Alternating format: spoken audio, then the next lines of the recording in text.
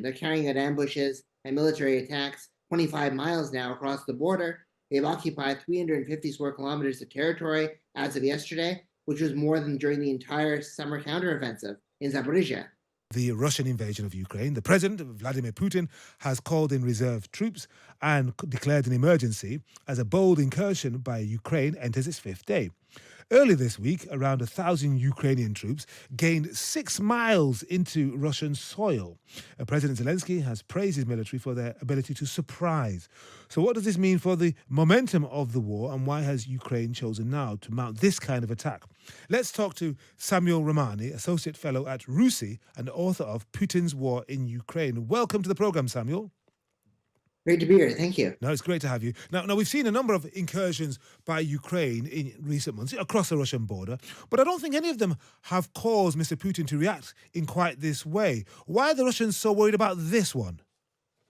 Well, this one's by far the most severe that we've seen. Typically, in the incursions that we've seen going across the Russian border, at least on the ground, it's been mostly driven by Russian partisans, like the Russian Volunteer Corps, who are residing in Ukraine and then moving across, occupying 6 or 7 villages, as is the case in Belgorod last year, for a very short period of time, and then pulling back.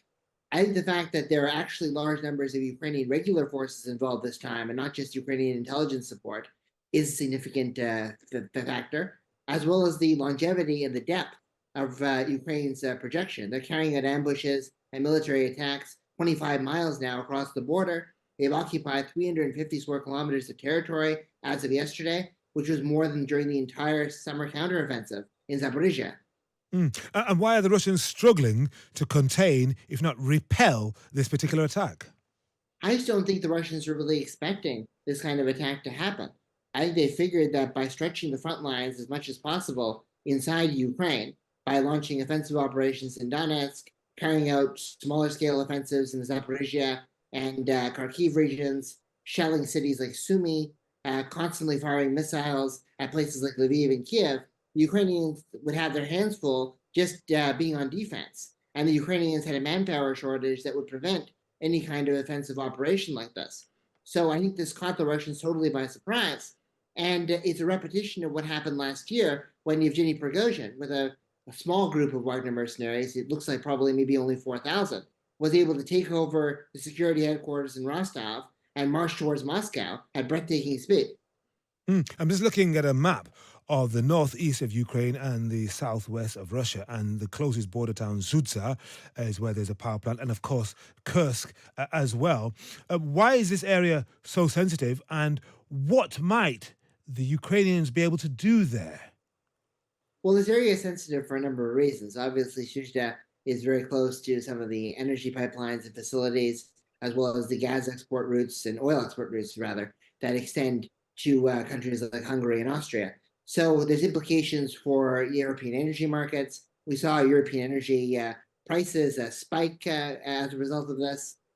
So the Ukrainians will not want to do something that's too damaging and disruptive to obviously its European partners. But equally, it wants to send a message that they can attack Russian economic infrastructure through the use of ground forces, and also wants to show that they can potentially hold some territory for a period of time inside Kursk. I think the aim from the Ukrainians would be to bolster their position in future negotiations, as Mikhail Podolyak said, but maybe in the shorter term, get some kind of an informal deal. So they would keep parts of Kursk for a period of time, and then withdraw from those parts if the Russians withdraw from parts of Kharkiv that they've occupied. Do you think the Russians might be tempted by that if this goes on for quite a bit longer and the Kremlin is struggling to explain what's going on to its people, who are still being told this is sort of a special operation? Well, Valery Gerasimov basically said that everything was under control on Thursday, and now he's looking like the Baghdad Bob of this Russian invasion of Ukraine, basically saying everything's okay while there's total chaos in its midst. So clearly there's a credibility issue that the Kremlin has to deal with. And a Kharkiv for Kursk swap may actually be feasible because the Russians have suffered immense losses in Volchansk.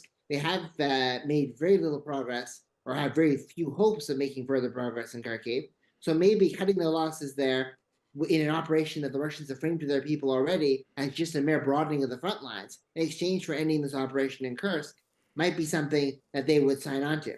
And President Zelensky, as I said a moment ago, has praised his military for their ability to surprise. But he's also said, well, Russia brought this war to our territory, so it's only right that they should get some of it too. I paraphrase. And some would say this is the kind of thing that the Ukrainians, if they had been allowed to by their allies, could and should have been doing 2 years ago.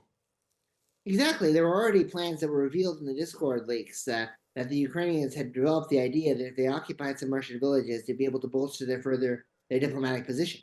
And it seemed as if the Americans were opposed to that plan, and that's why Zelensky stepped it back. But it was something that certainly figures in the Ukrainian security services like Kirill Budanov, the hawkish GER chief, were in favor of.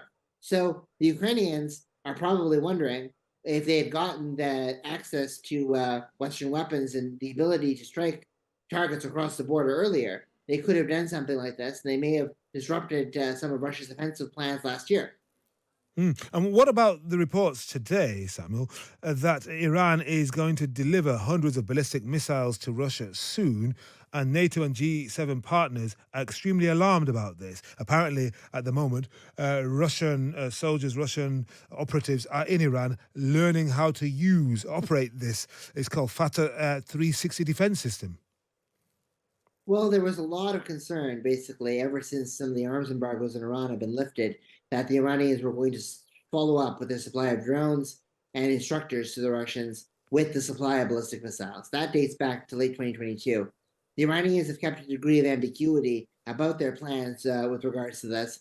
There were concerns, obviously, that some of the most longest range missiles, like the Zulfagars, which have a 700-kilometer radius, could be added. These are a bit shorter than those, but it's still a major source of concern because the Russians have used North Korean missiles already to batter Kharkiv, and now with Iranian missiles in their midst, they will be able to inflict more harm on Ukrainian civilians. And what about weapons coming to the Ukrainians?